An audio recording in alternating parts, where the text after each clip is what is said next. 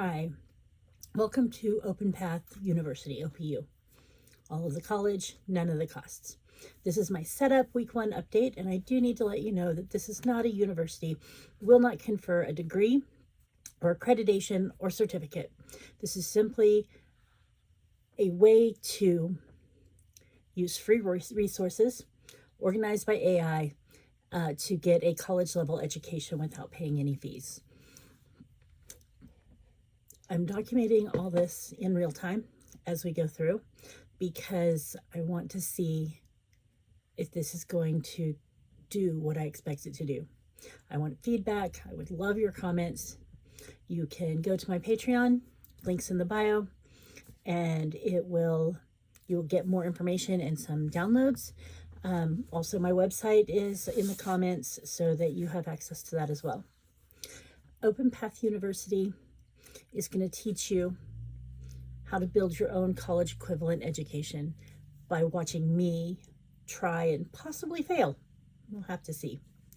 You will not have the college tuition because you're not going to college. You're not getting a degree. You're not paying for that. The goal is really simple. Get the depth of a college education. Get the learning without paying for it. You will need internet access, you will need an AI assistant, and you will need resolve. You need to know you want to do this or you will not get far. I'm using ChatGPT. I named her Willow. She helps structure everything,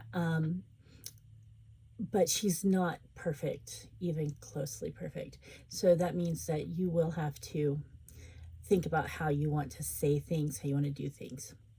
I chose psychology as my study because I already have a business degree, so I didn't want to do any more business, and I wanted something new.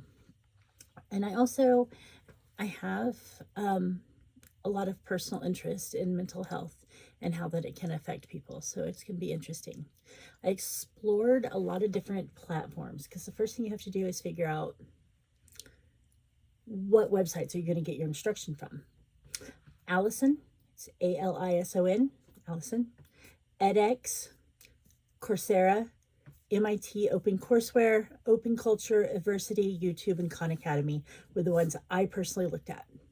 I removed Coursera because it now requires a subscription. It used to not. You used to be able to audit for free, but now you have to have a subscription. I removed MIT OCW because it's a lot of information. They're very strong courses from syllabus to end, including in some cases the actual textbook in PDF form, but there's no guidance. It's just a list of things, and there's no lectures, there's no guidance, there's not enough structure for me to understand the courses. Open Culture and Adversity are scattered, they're confusing, they're really difficult to use, so I did not like them. I definitely suggest that you take a look at them though, because they do have a lot of stuff.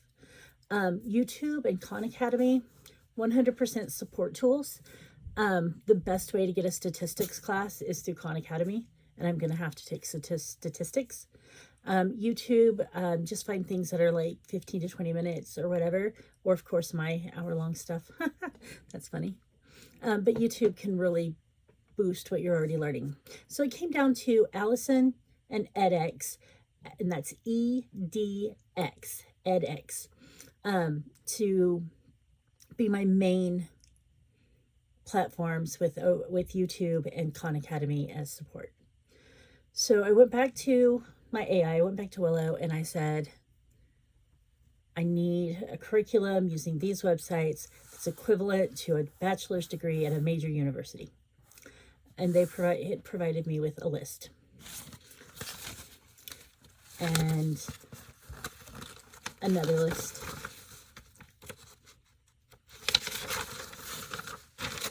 A list, and the final list. A link to this is on my Patreon premium page.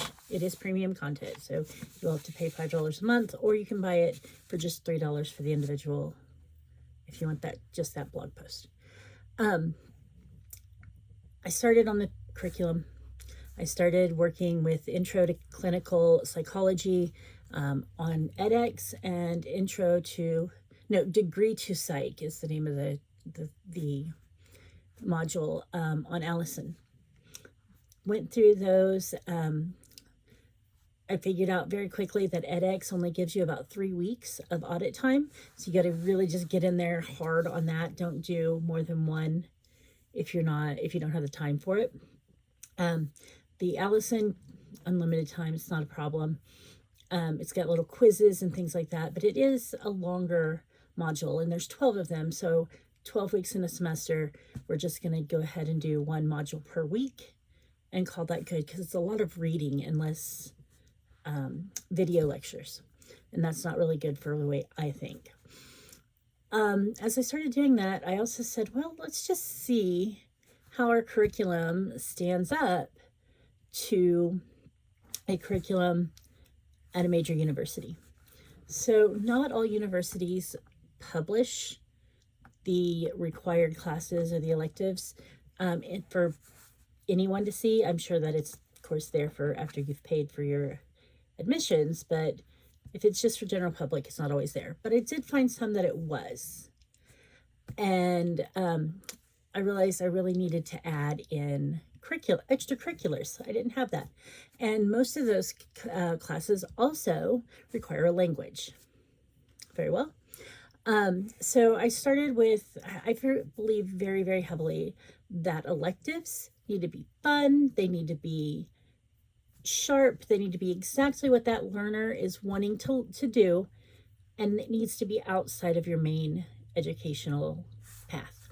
So need to be outside of psych and need to be fun, something that I enjoyed doing. I found some really great things on Allison for digital art, on how to draw, how to use it. I loved Adobe Fresco. It had a lot of stuff on Adobe Illustrator and Adobe Illustrator and Photoshop, which have very similar flows to Fresco. So I was very excited about that. So I added that as my elective. I already used Duolingo. Duolingo has always been something that I use. So there's my language requirement. Now, going back to other things that are missing, there's no assignments.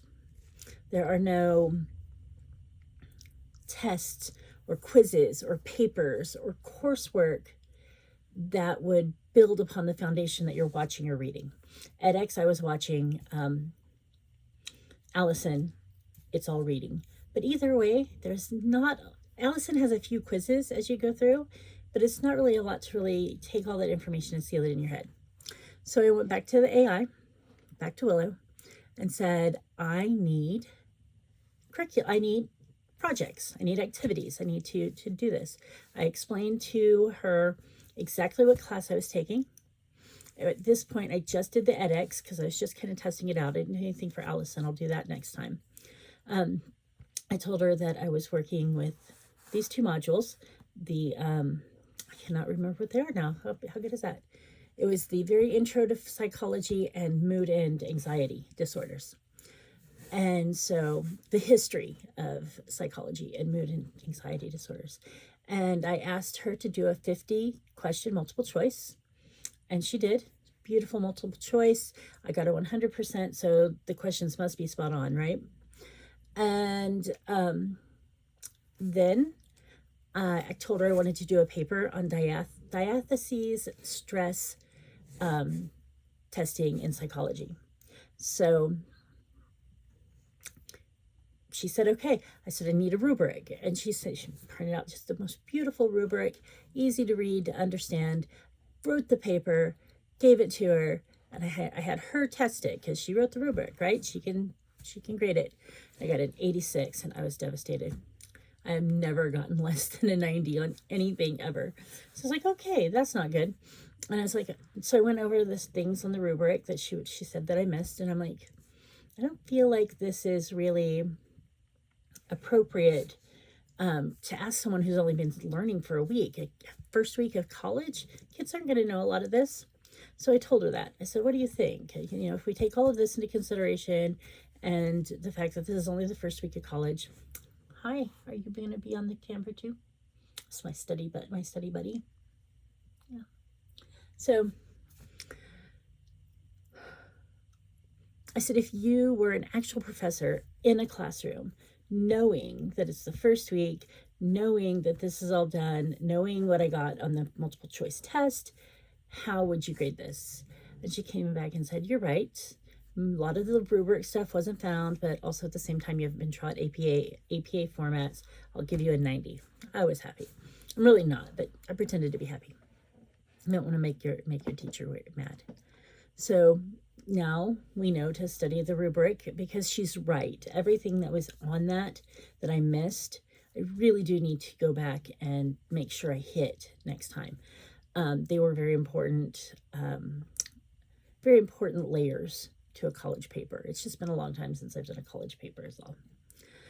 So I started tracking grades. I wasn't originally going to do that, but it's obviously going to be something I'm going to need to do to know where I'm really actually at. The nice thing about this is this system is very flexible. You can easily say, okay, this course isn't working for me because the teacher speaks with an accent I can't understand. My clinical psychologist is out of the University of the clinical psychology class is out of the University of Queensland in Australia. So she definitely has an accent. Doesn't bother me, but it might bother other people. And you can just say, okay, this isn't working, so let me find another intro to psych class. I still got to keep it in that subject, but I've got a lot of flexibility as to which one works. You're not worried about getting halfway through a class and having to leave. If you have an illness or you have to go on vacation or something, you can say, okay, I'm going to not learn this week. Our semester goes out by a week or whatever is needed. So there's a lot of flexibility, but you got to be careful, because if you're getting too flexible in your classes and now you're doing, I'm doing one elective and a language. What if I want to add a second elective? Yeah. Or a third or a seventh? You'll soon find that you're doing nothing towards the degree, or you're going so off path in the degree, you're going too far down that rabbit hole that you are never going to finish. And you have to keep that in mind. You do want to finish.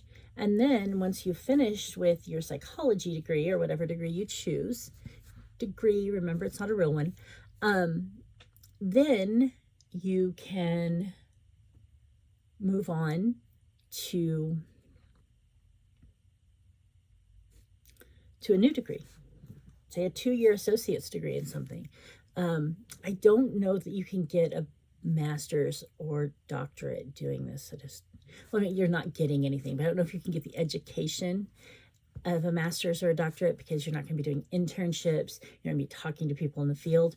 I might look into that and see if I can push it a little further after we do the graduation, but we'll just have to take a look and see how that's going to work. So again, that's week 1, and that's setting up. It seems to be working. We'll have to see what's going on next week. Welcome to Open Path University. I hope you enjoy yourself. Bye.